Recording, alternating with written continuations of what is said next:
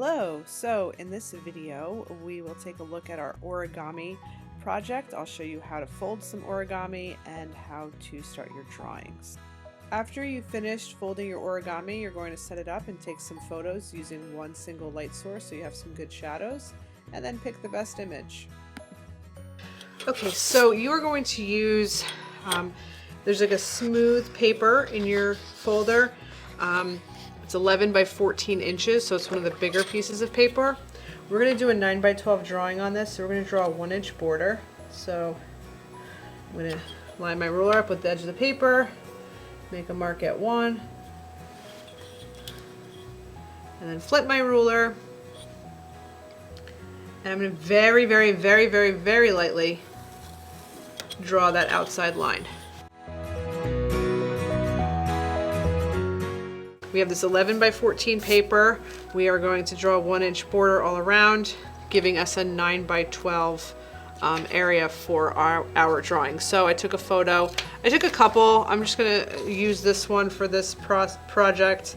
It's going to be my little fox. I took him on a green background for a little contrast, okay? So I'm going to quickly start to sketch this out in very light lines. And if you don't feel comfortable doing this right on the paper, you can draw this to size in your sketchbook, like practice the composition in your sketchbook, and then put the sketchbook paper over this and transfer your drawing, okay? So once you have your outline, your sketch, it should be very light pencil lines, then you're going to start to apply color. Now, we learned a little bit about adding complementary colors in with our colored pencils. So our set, we have the Crayola set at home, and you can see it comes with a couple different oranges. It has orange, red orange, and yellow orange. We also have a golden yellow that we'd probably use, maybe the peach and the white for highlights, a little yellow to darken our orange, just like we're learning with our paint. We want to add the complement, so we might add some blue. You might even add green or purple to darken that orange, but we want to avoid using black and gray, okay? And then for your background, I did a green background. You could choose to do a different color. If you take a photo of it on a white or a gray background, you could always just pick a different color to do.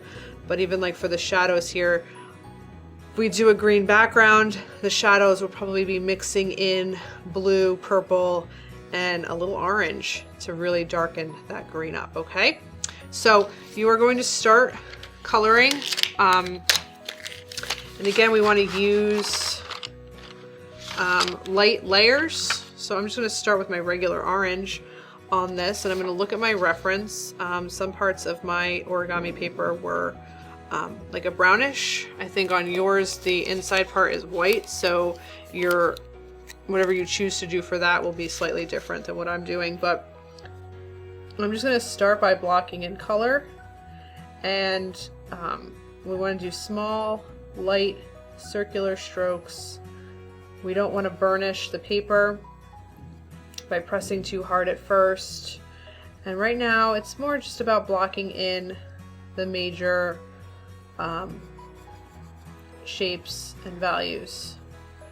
So I'll do this. This is going to be pretty bright orange. It gets darker here, but I'm just going to kind of fill in this whole area with orange light layer.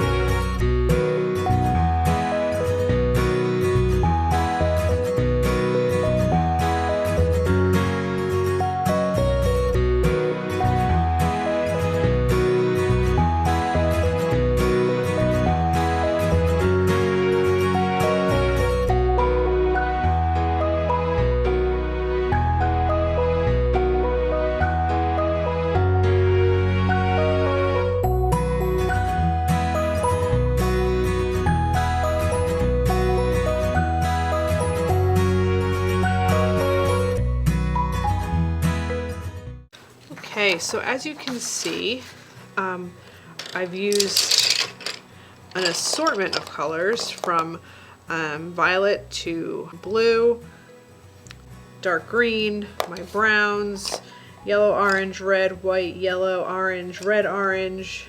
And, you know, to keep my colors pop, you know, help them pop and keep them alive looking, you know, you can see all the purple tones and the blue tones and the shadows. The shadows should be your cooler areas, you know, so you can mix in that complementary color, the blue, to create the shadows. So here's my little fox that I folded out of my origami paper. Okay, and I took a photo of him with a green background. You guys can use, you know, the extra origami paper that you have to set up like a mini still life if you really want to zoom in. You could use a pattern background if you wanted to, it's up to you.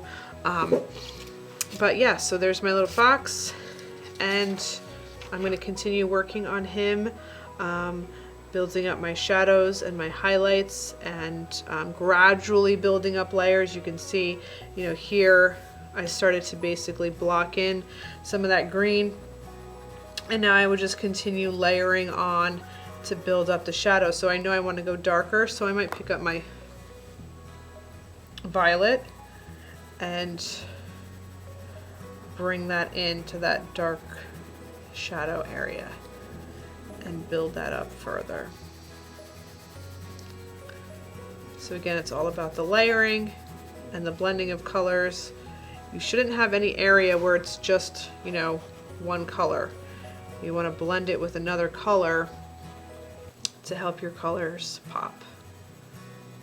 Okay.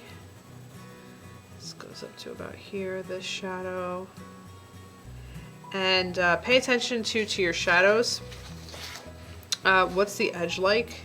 So you can see here the edge is pretty crisp against the background, but as it gets further away from the object, the edge between the shadow and the lighter area gets diffused. So you could even start by sort of coloring in your background one color, the color that you're, like the base color. And then as you want to develop your shadows, just sort of block them in darker.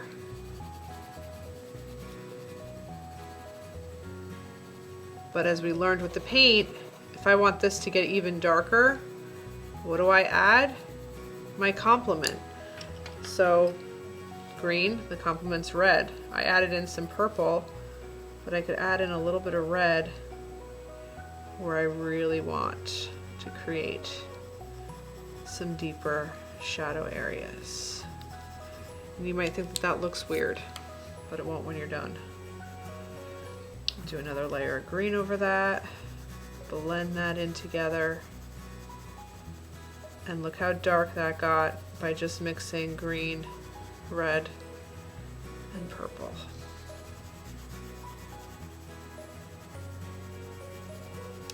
And again, we're not using any blacks, my friends. We're just using our colors and mixing them to create the colors that we want. And the shadows we're going to create by adding in a color that's naturally darker, like the purples and the blues, or the complement. Okay?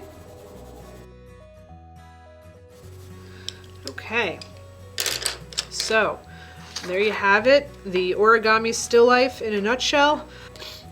So again, it's a 1-inch border all around on your colored pencil paper. So that is the 11 by 14 paper that's in your folder.